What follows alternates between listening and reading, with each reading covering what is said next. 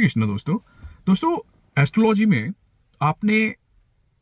आप और हम जानते हैं कि 12 राशियां होती हैं। 12 राशियां होने पर 12 ही लगन हुए। अब 12 लगन है, लेकिन इस दुनिया में शायद ही ऐसे 2 आदमी या 3 आदमी आपको सेम दिखे जिन्होंने शुरू से लेकर अंत तक अपना जीवन सेम जैसा पाया हो। जबकि इन 12 हाउसेस को की 12 घर हैं, 12 राशियां हैं, 9 प्लैनेट्स हैं। इन 12 राशियां और 12 घर की जो प्रॉपर्टीज है वो सेम होते हुए भी, मतलब एक जैसी होते हुए भी, सबका जीवन अलग रहता है। सबकी शक्लें अलग रहती हैं। सूर्य सबके लिए सेम है, चंद्रमा सबके लिए सेम है, अग्नि सबके लिए सेम है, लेकिन हमारा जीवन अलग है। इसका कारण क्या होता है? ज्योतिष के माध्यम से देखिए, लगन चार्ट में ना जो फर्स्ट हाउस होता है वो हमारा लगन होता है। फर्स्ट हाउस कैसे देखना है आपको? आप कोई भी अपनी किसी भी एप्लीकेशन में आप अपनी कुंडली खोल लीजिए। स्क्रीन पर दिख रही कुंडली में जहां आपको फर्स्ट एक नंबर दिख रहा है वो फर्स्ट हाउस है। यहाँ पे आपका नंबर कोई भी हो, लेकिन ये हाउस जो है वो फर्स्ट ही रहेगा। यहाँ पे 2 3 4 5 कोई भी आपका कोई भी नंबर लिखा हो, हाउस ये पहला ही रहेगा। और पहला हाउस होने के कारण ये लगन हुआ। अब ये लगन हुआ, लगन का स्वामी लग्नेश कहलाता है। यानी आपका 1 से लेके 12 तक जो भी नंबर यहाँ पे लिखा है उसका जो स्वामी है वो लग्नेश है। ठीक, अगर 1 नंबर लिखा है तो मेष लगन है, मेष लगन का स्वामी मंगल। 2 वृष, वृष का स्वामी शुक्र। 3 मिथुन, मिथुन का स्वामी बुध।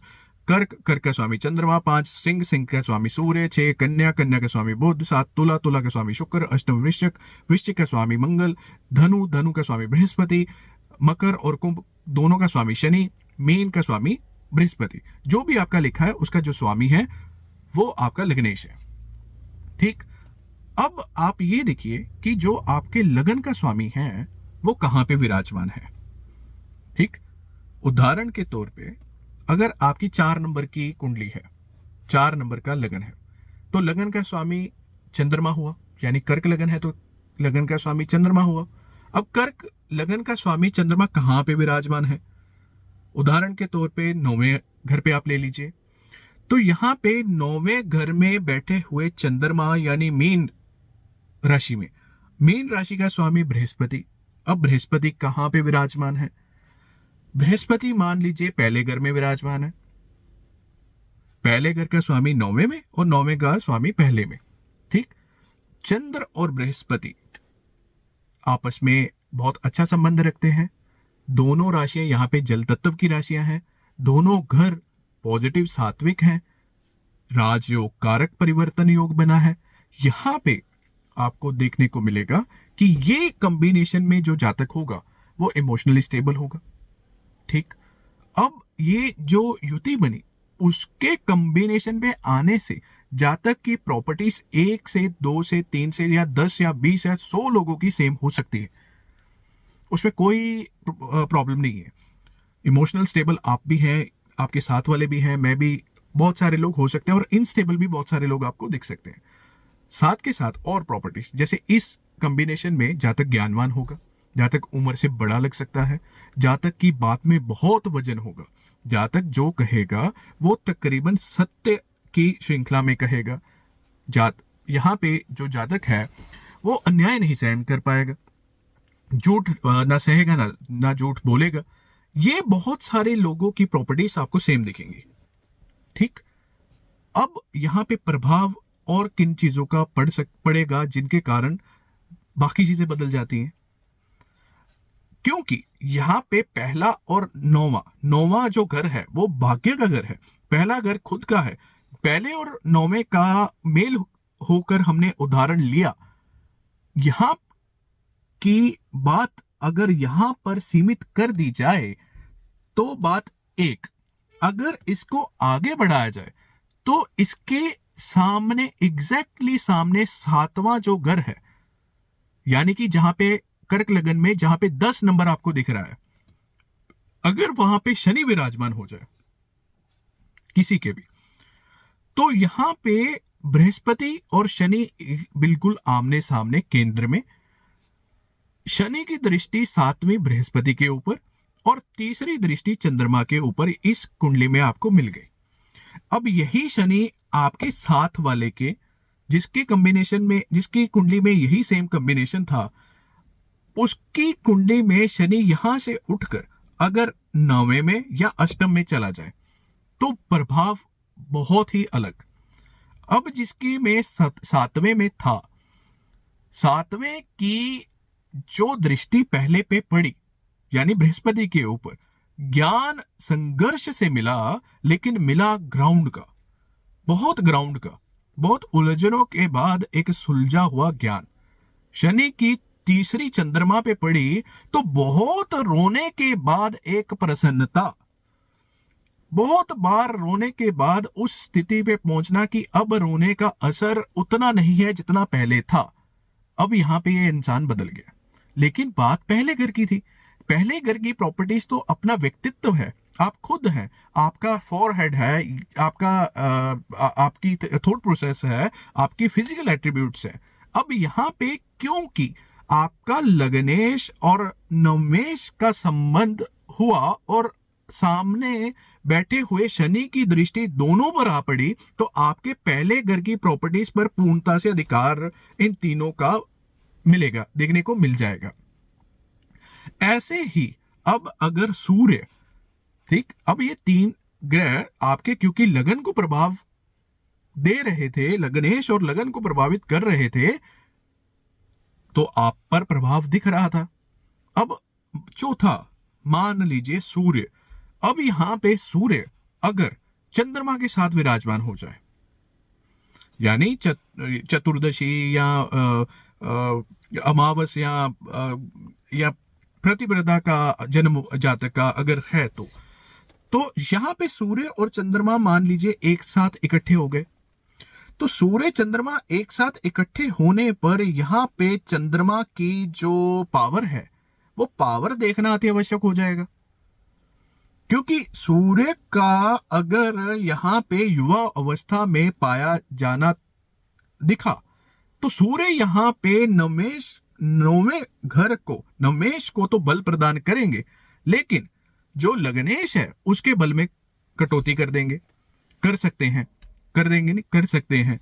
यानी कि सूर्य की अवस्था अगर युवा है तो सूर्य चंद्रमा को तेज चलाने की कोशिश करेगा, जो कि चंद्रमा का प्रॉपर्टीज में नहीं आता है। ठीक, अब सूर्य यहां पे बृहस्पति के फलों में बढ़ोतरी करते हुए इसलिए दिख जाएंगे क्योंकि तत्व जो बृहस्पति का यहां पे है 9वें घर में, मीन राशि में, वो जल तत्व के साथ साथ 9वां घर भी है जो कि अग्नि को रिप्रेजेंट करता है। पर शनि की क्योंकि यहां पे तीसरी दृष्टि चंद्रमा पे आ रही थी, अब सूर्य पे भी आएगी, तो यहां पे जो संघर्ष अंदर से चलेगा वो पिता के साथ भी चल जाएगा। पिता की सोचने की जो प्रोसेस है उसके साथ भी चल जाएगा और आपका अपना, यानी अगर पिता कहेंगे कि आप ऐसा करें तो आप पूछेंगे कि ऐसा क्यों करना है, ठीक, या फिर ऐसा नहीं करना है, तो ये चीजें भी आपके अंदर से आ गई। ये भी आपका व्यक्तित्व है ना, है तो सारी पर्सनैलिटी ही है ना, आप खुद ही है ना, ये आपके खुद की सोच ही है ना। ये अभी तक हमने बुद्ध को टच नहीं किया यहाँ पे, अभी तक बुद्ध महाराज यहाँ पे नहीं आए। ये सारी चीजें अंदर से जो चलती हुई, जो आपके व्यक्तित्व को दर्शाती हैं, वो चल रही हैं। अब व्यक्तित्व के ऊपर मंगल का बहुत प्रभाव रहता है, शुक्र का बहुत रहता है, बुध का बहुत रहता है। मंगल, बुध और शुक्र आपको अधिकतर आपकी पर्सनैलिटी को रिप्रेजेंट करते हुए हर कुंडली में मिलेंगे, पर हमने क्योंकि बात करनी है फर्स्ट हाउस की, मंगल, बुध और शुक्र पर हम इसके बाद आएंगे, उनका तो प्रभाव रहेगा ही रहेगा। ठीक, अब यहां पे क्योंकि सूर्य थे, तो सूर्य और चंद्रमा इकट्ठे होने पर क्या आपकी कुंडली में बल मिला? कुछ चीजों में मिला, कुछ चीजों में नहीं मिला। ज्ञान में मिला, लेकिन इमोशनल फिर आप अनस्टेबल हो, आपको पता ही नहीं है ज्ञान का उपयोग कहां करना है। ज्ञान है, उपयोग नहीं कर पा रहे हैं, तो कारण क्या है? अब कारण यहां पे बैठे हुए चंद्रमा की स्थिति है, जो कि आपका लग्नेश है। अगर चंद्रमा यहां पे अपने आप को बलहीन महसूस करेगा तो पैसा आएगा कहां जाएगा, ये भी आपकी दिक्कत हो सकती है, पर वो डिपेंड करेगा आपका 12वां घर भी साथ में। लेकिन यहाँ पे व्यक्तित्व की बात है कि पैसा आ रहा है कहां खर्चूं, ये सोच कहां से आ रही है। पैसा आ रहा है कहां खर्चूं, पैसा आ रहा है अपने पे खर्चूं, गाड़ी लूं, क्या करूं, ये कहां पे खर्च, ये कहां की किस, ये कहां से आती है ये बातें? आप खुद है ना, ये मतलब आपकी सोच है ना, ये आप खुद है ना। अब जो बात बुद्ध को लेकर होती है ना, कि बुद्ध इसके कारक हैं, बुद्धि के कारक हैं, बुद्ध से आपकी बुद्धि चलती है, तो बुद्ध कहीं पे भी विराजमान हो, उससे आपका जीवन प्रभावित होगा। ये बात सत्य है, इसमें कोई झूठ नहीं है।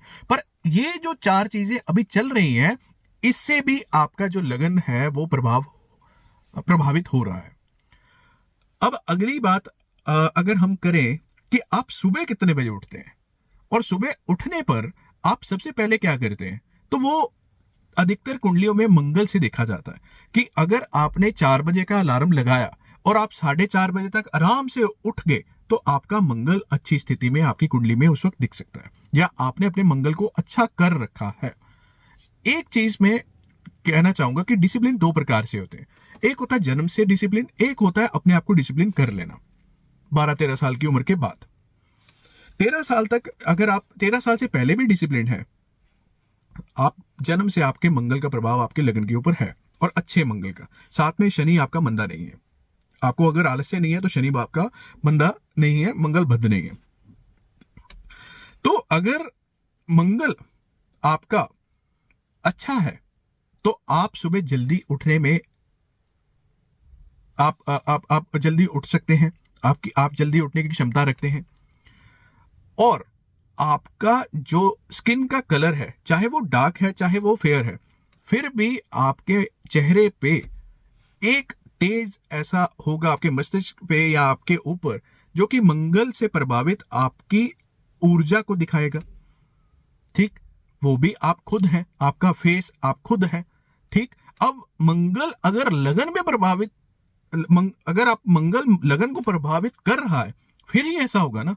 अब मंगल बैठे हैं, अब इसी लगन पे जो सबसे इंपॉर्टेंट प्लेनेट हैं कर्क लगन में, वो है मंगल, पंचम और दशम के मालिक मंगल।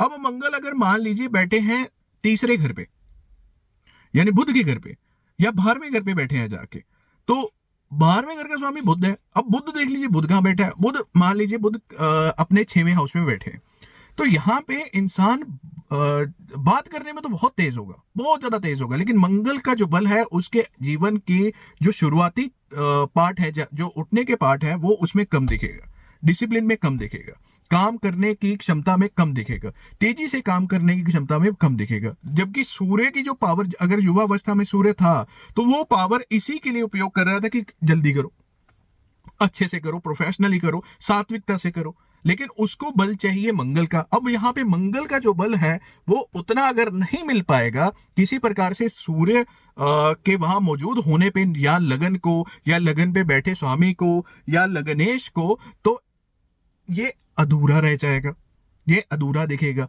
कई कामों में तो हम बहुत जल्दी हैं कर लेते हैं, कई काम हम नहीं कर पाते हैं, तो ये भी व्यक्तित्व में आ गई बात। ठीक, अब सारी चीजें व्यक्तित्व में आप कंसिडर कर सकते हैं, और कुछ चीजें आप नहीं भी कर सकते क्योंकि वो बदलेंगी। ठीक, आज है कल नहीं है, जवानी में है बुढ़ापे में नहीं है।